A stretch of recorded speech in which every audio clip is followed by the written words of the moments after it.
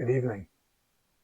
One of the questions I was actually asked this week was fitting of the replacement rubber seals on the rear hatch, which ones to use, which ones not to use, and actually how you fit them, because despite there, to me anyway, only being one way to fit them, a lot of people still have some great difficulty on fitting them correctly. So what I'm going to do now is just take some very short video clips and stitch them together for you, and hopefully that should answer a lot of the questions rather than repeatedly doing pictures and forum posts and whatnot. Well, first of all, removal of the old seal.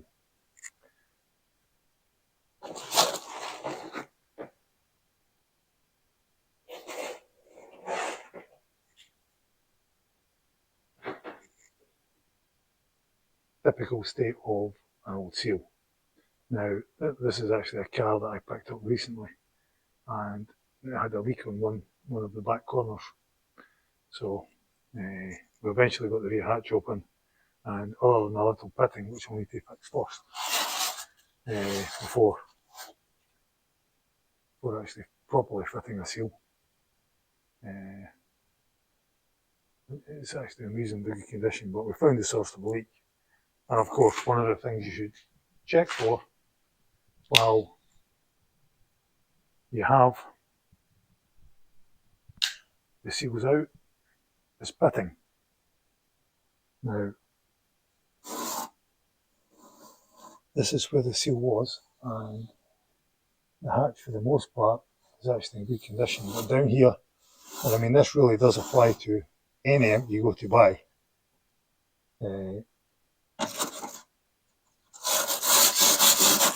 Particular attention to the rear hatch area is well in order.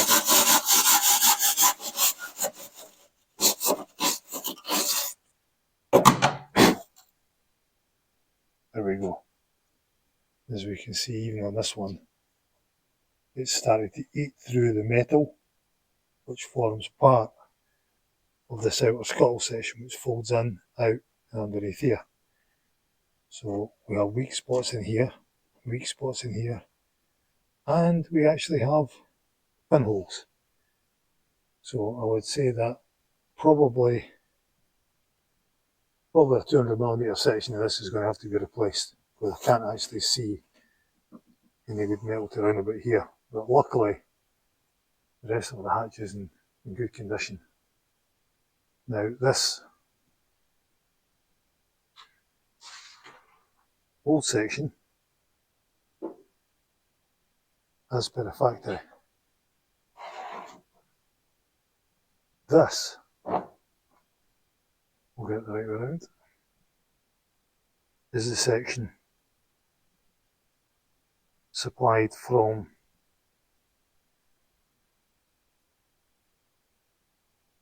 one of the online retailers. As you can see, the material construction is quite different, even in its old state. This is very compressible, however. This, not so much so. However, fitting it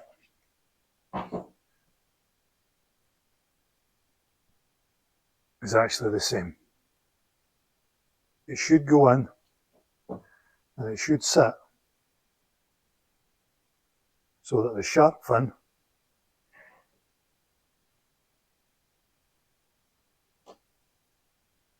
rests down here, like so. Which is exactly the way that it did from the factory. Now, one of the things that you will notice is the profile is actually slightly different. I don't know why we have this slight notch here, which is not actually present on the factory seal. And my suspicion is that this is the seal that gave me trouble before when trying to fit and was pushing the rear hatch out, but we'll soon find out once we get the other seal in. which I'm going to pop this outer seal in at the moment, and then I'll be back in a moment to do the other. Now just a very quick tip on when I'm installing this, rubber will always shrink. So while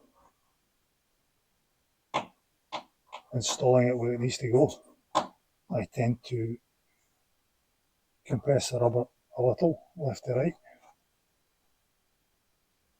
Just a gentle push and onto it, which is not going to do us any harm. We can go a little bit light in the corners and should be good to go. And back again now that the seal's in. Now I want to push fit this seal, and you know, that's a pretty reasonable fit all the way around. So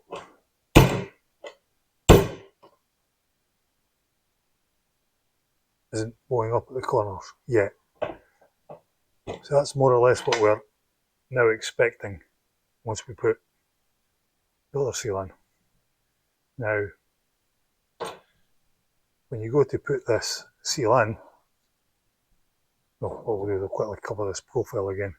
This is the actual profile of the factory seal next to the profile of the replacement seal. Now, I can't remember exactly where I got these seals. These were whether been from Club Spares or they came from Malcolm. Either one, I believe, comes from the same place. As we can see,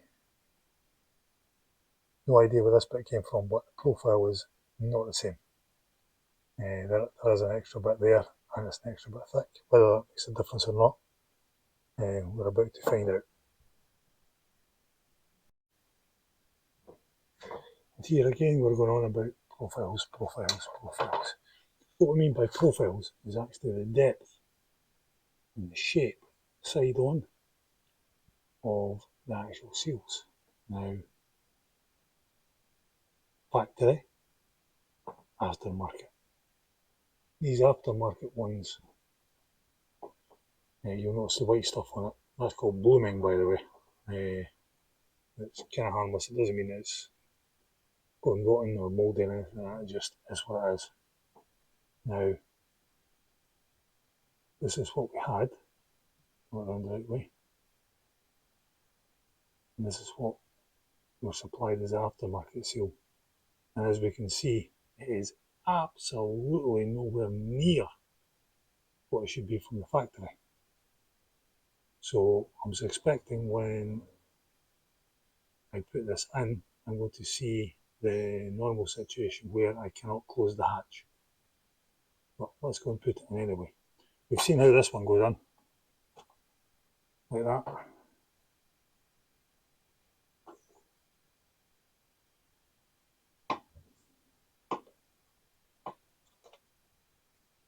Yes, it is difficult to put in, but any good seal that is a good seal will be difficult to put in.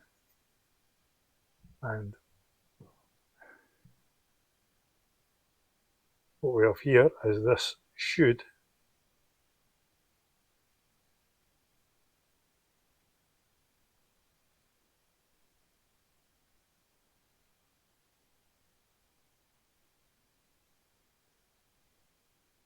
sit in. You can see that tucks into the side and then into a small lip just above there. Doesn't take much of a profile. Very narrow and just as thick as the hatch itself. Let's take that out. As you can see, it's very, very polished. And tell you what I'll do, I'll actually pop this in and even given for shrinkage,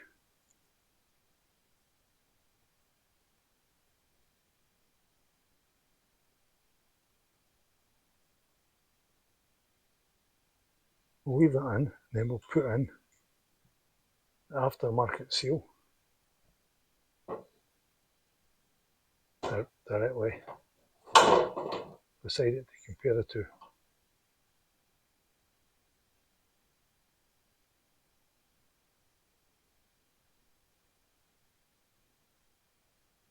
You can see it's already going to be rather difficult, so I'll need to put the camera down.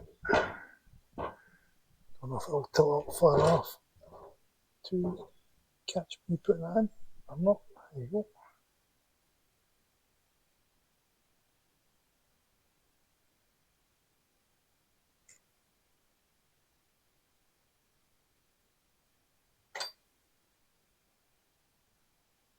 This is extremely tight. I'm just going to put in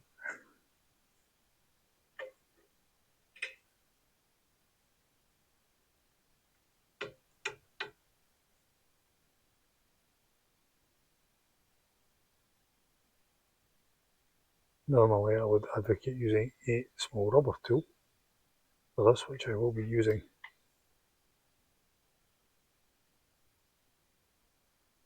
To put the rest of it in, at the moment I'm only going to put enough in to actually show the difference. Now,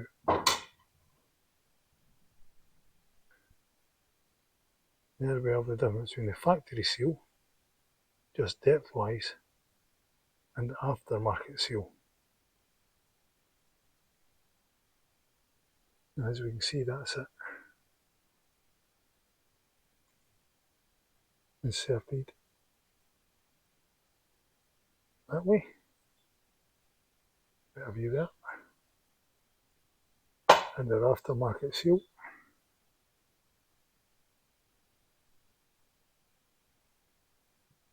Like so. I'm going to take a quick break and I'm going to put the rest of it in. No point boring you with that, and I'll be back once we try to shut the rear hatch. Okay, after much fettling, seal is now in. And unfortunately, no matter what I do,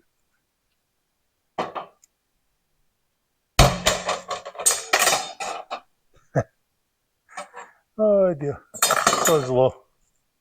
When things go wrong, as they say, normally dropping from about here should close the hatch.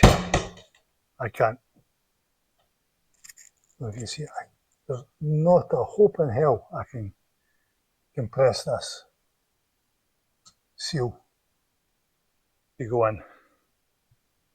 So all we'll have to do is wait until I have another hour to spare to put the next one up to see if it fits any better. So we can class this one as a fail, as there's no reason I should have to shim out the rear hatch. I mean, that hatch fitted in there perfectly. And look at the amount of weight that I've got to put in. So even if I change this part here, elongate it so it does catch when it goes in to pull the hatch in, all of the pressure is going to be on the middle of this hatch. Because if you see how much I'm pushing in here, you can see how little it is there. So you just know that the hatch after a period of time is going to end up like that. Absolutely not worth it. So let's have a go at the next lot of seals in the next video.